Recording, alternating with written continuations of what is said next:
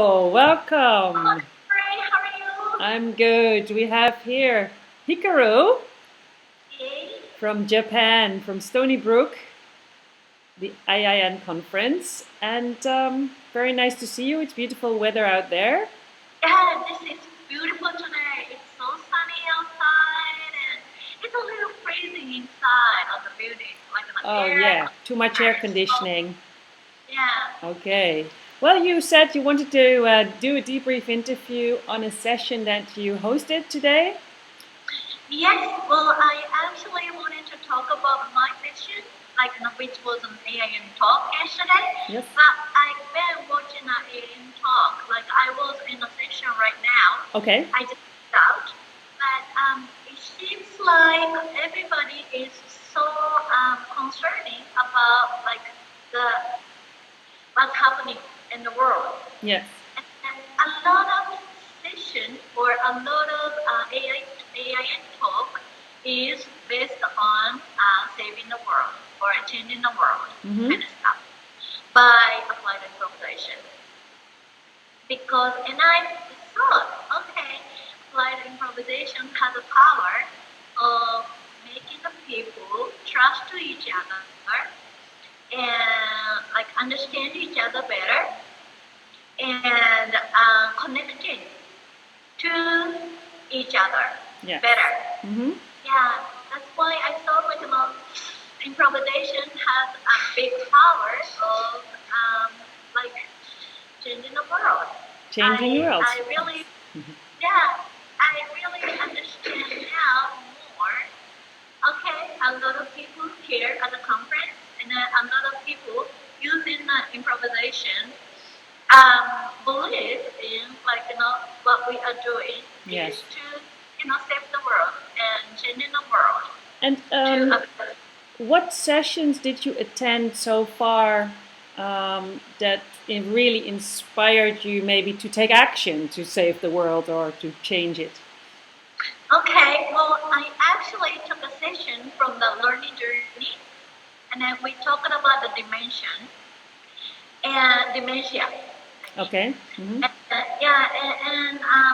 then, well, to have or dementia, or to know somebody who has a dementia, which is not a bad thing. That's what I felt like when I was sitting in a session, because I thought a lot of people think when, for example, my grandma had a dementia. Yes. And around that time, it was 20 years ago, and around that time, people thought, oh, poor thing, sorry about that. But then, when I was sitting in a session, and because I've been trained ESN for nearly 20 years, 16 years, and I thought, okay, I accept the situation, and it's not a poor thing or it's not a sad thing about having a dementia. It's just it, and then you just enjoy it. And the title of the session was well, let's deal with it and then let's have fun with it. Yes. And I really believe in that. Yeah, so that was kind of a change of perspective, that in order to maybe look at things that we think are heavy or unpleasant, just to accept them for what they are and see them as part of life. Right. Nice. Because the fear of having a dementia is not changing. For example, my grandma was very smart and beautiful, but once she got it, then she was changing rapidly. And then around that time, we couldn't accept it. And we were afraid of having her changing. Yeah, so actually it was more your problem than hers at that time. Exactly. Yes. So what I hear you say, Hikaru, which is kind of an interesting insight that I get from this conversation, is that we do wish to use improv to change the world or to make it into a better place, but at the same time it's all about mindset. and looking at things differently and really be in the yes mode and in the accepting mode. In that sense, we don't have to change anything, but how we view the world. Exactly, exactly. So look at the world like from the different perspective, and like so you don't really want to stick to your idea, Yes. or you don't really want to stick to who you are. So like everything is changing. So you have to just deal with it, and then you have to just appreciate it. Yes. And then so yes means like not accept and appreciation. And is like okay, then take an action from us, Yes. like no problem that. Okay, so any takes on how to train people or to have people embrace this notion more? Well, so you mean like what kind of games we have? And then I think a debrief like right now we are having is a very good opportunity for the people to look at the different perspectives, so that to talk about it and then to see how they feel like and how each of us feel like, so that we can learn from it. And then we can learn from the observation from each other. Yeah, so it's observing, talking. I like the notion of really become someone who's accepting, really accepting what comes your way, always. Right. Like right. It's more of a surrendered acceptance. What do you have any ideas or maybe experiences yourself? What helped you to get more into acceptance? Well, actually, like from my AIN talk, I talked about why I started using improvisation into my business world. The reason why was I wanted to